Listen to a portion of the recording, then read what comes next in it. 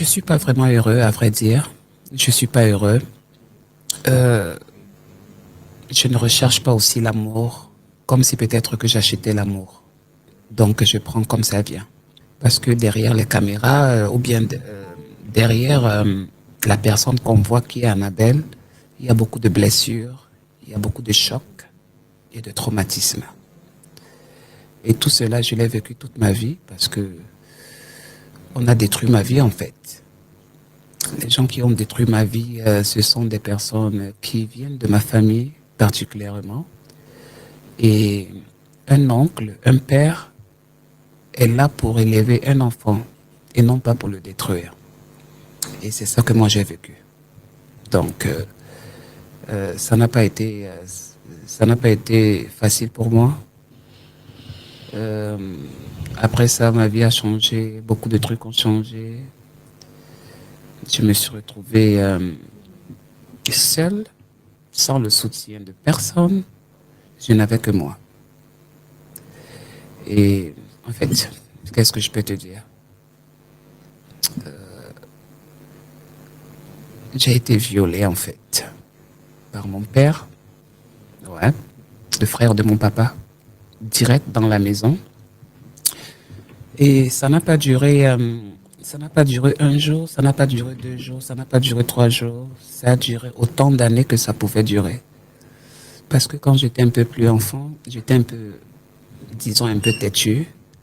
Et pour ma mère, elle disait que bon, il faut que je parte chez mon oncle pour que mon oncle essaie un peu de rester avec moi, essayer de causer avec moi. Mais elle ne savait pas qu'elle m'envoyait à l'enfer, ma propre mère.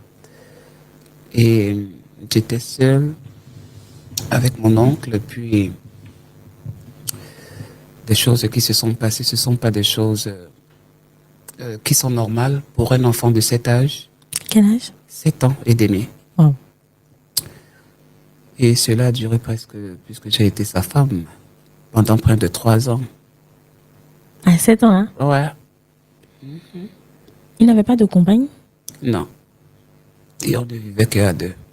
Dans une petite ville au Cameroun qu'on appelle Edea. Et le pire dans ça, même quand ma mère venait me rendre visite, c'était pas. Je ne pouvais pas parler à ma mère parce que j'étais déjà sur son influence. Et donc, c'est comme s'il me dominait. J'étais vraiment enfant. Beaucoup enfant.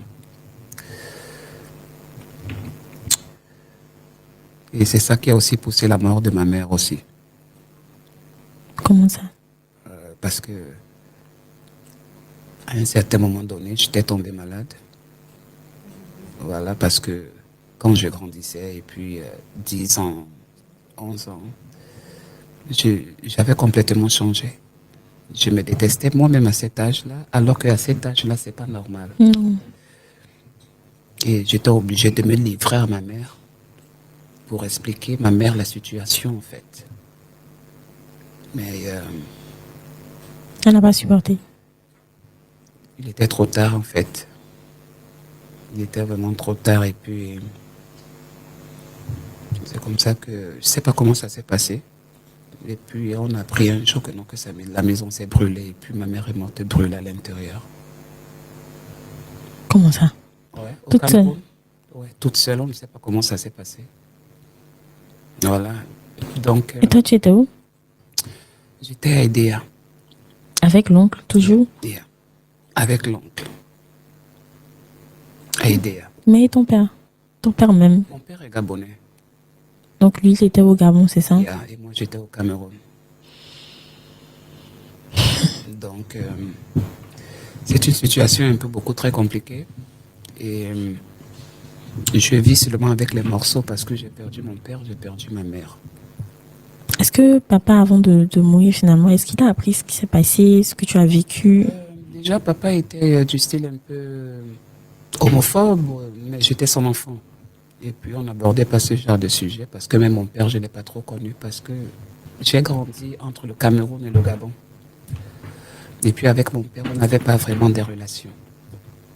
Et après, je suis allé vivre avec lui, après la mort de maman, et puis papa aussi est mort aussi un mois après. Mhm. je ne sais pas où c'est. En fait, je ne sais pas comment je peux expliquer vraiment ça, mais il y a beaucoup d'événements qui se sont passés. Enchaîné, oui. À 11 ans, là. Ouais, beaucoup de trucs se sont passés et puis je me suis retrouvé seul. Tu sais qu'en Afrique, on n'a pas vraiment beaucoup de soutien. Si ton père et ta mère ne sont plus là, tu devrais prendre des responsabilités pour toi-même. Et il a fallu que je fasse quelque chose à travers les réseaux sociaux et donner l'amour que moi je n'ai pas eu, moi je veux le transmettre aux autres. C'est pourquoi j'ai préféré aller sur les réseaux sociaux pour essayer de... C'est une façon pour moi d'oublier tout, de communiquer avec les autres et puis pour que quelqu'un ne puisse plus vivre une chose pareille et de donner un conseil à toutes les familles qui disent toujours que voilà, je vais donner mon enfant à ma tante, à la sœur de mon frère, mais on ne sait pas réellement ce que ces enfants-là peuvent. Si. Et pour moi, c'est ça mon combat sur les réseaux sociaux. Est-ce que selon toi, il y a un moyen de créer un certain lien avec les enfants? Enfin, ce que je veux dire, c'est qu'est-ce qui t'a manqué, par exemple, pour que dès que ça s'est passé la première fois, que tu ne puisses pas appeler ta mère ou aller vers elle et lui dire que voilà, on abuse de moi à la maison? J'étais enfant. Et puis j'étais sur l'influence. Nous avons des oncles qui sont un peu plus peu influents. Oui. Voilà, donc on peut dire un peu, il est trop tonton, il est trop méchant, il est trop dur. Et c'était un peu le genre d'oncle. Et on n'était pas dans la même ville. Ma mère était à Douala et mon oncle était à Edea, à 2 heures de là. Comme on peut dire. Voilà, Cotonou et puis Lomé. Oui. Donc c'était très dur. Et puis maman ne venait pas me voir constamment. Voilà. Et dans cette absence-là, c'est lorsque beaucoup de choses se sont passées sans pour autant qu'elle se rende compte en fait. Tu as dit que finalement, avant que ton incident ne se produise, que tu lui as raconté ce qui se passait, non? Qui c'est à maman? Maman, oui. Non. Maman n'a pas su jusqu'à... Elle n'a pas su. Jusqu'à partir. Okay. La maman n'avait jamais su quelque chose jusqu'au dernier jour de sa mort. Comment ça se passe? Après que j'ai vécu ce que j'ai vécu avec mon oncle, je suis revenu retrouver ma mère, ma maman. Je ne l'ai rien dit. J'étais déjà grand, j'avais déjà 10 ans, 11 ans. Quand je reviens de DA, et puis je reste avec ma mère, je commence à me rendre compte que je faisais déjà des petits jeux, j'aimais déjà les petits garçons. Je voyais ça comme une sorcellerie, mais pour moi, je me suis dit que c'est pas la sorcellerie, c'est tout simplement quelqu'un qui voulait détruire quelque chose. Ou une étoile qui... Parce que quand on me regarde, la vie que j'ai aujourd'hui, c'est pas normalement la vie que je devrais avoir. Je devais être normal comme tous les autres, normalement. C'est le pourquoi j'avais dit que moi, je peux faire rester comme ça. Je m'habille en femme, mais je ne suis pas trans. Alors, quelques années plus tard, on a préparé mon billet. Ma tante au Gabon, la sœur de ma grand-mère, du côté camerounais. Elle vit au Gabon depuis plus de 50 ans. Alors c'est elle qui avait dit donc, elle a dit à ma mère que il est temps que cet enfant-là puisse aller reconnaître sa mère, son père au Gabon. Parce que mon père, on ne se voyait pas, on ne se connaissait pas. C'est comme ça qu'on a payé le billet. Je suis allé au Gabon. Je suis la sœur de ma grand-mère. En restant là-bas, ils m'ont torturé. Ils m'ont demandé de laisser l'homosexualité. Tout ça, là, c'est à 11 ans, hein? 11 ans, 12 ans. Oui. Ils m'ont torturé, ils m'ont tapé, je ne partais même pas à l'école. Mais entre-temps, ma mère avait dit que il faut que je parte là-bas pour que je puisse un peu avoir un avenir un peu plus meilleur au Gabon. Ma grand-mère va s'occuper de moi, on va me mettre à l'école, j'ai mes oncles aussi là-bas, mais les autres oncles du côté maternel. Du côté de... Oh, oui.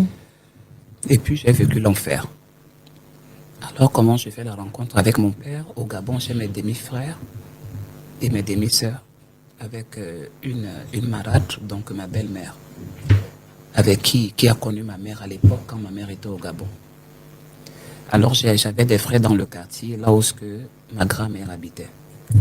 Alors, un jour, la sœur la femme de mon père passe. Elle me dit que c'est toi l'enfant de David. J'ai dit oui. Tu es arrivé quand? Tu es venu quand du Cameroun? Tu avais déjà ton père? Après, je l'ai glissé un papier. Je ne vais pas bien. Dis à papa que je ne vais pas bien, je veux rentrer. Je veux être avec lui. Je ne mangeais pas. 7 garçons m'attachaient avec des chaînes et on me tapait. Parce que moi je sortais, j'étais vraiment têtu. Je sortais pour aller me balader parce que je me voyais comme si j'étais en prison. Et quand je rentrais, tout le monde m'attachait et on me tape. Leur propre neveu. Et ce que j'ai vécu, en fait, je suis un survivant, en fait. Sinon, je serais déjà mort depuis, je te jure. Je n'ai pas vocation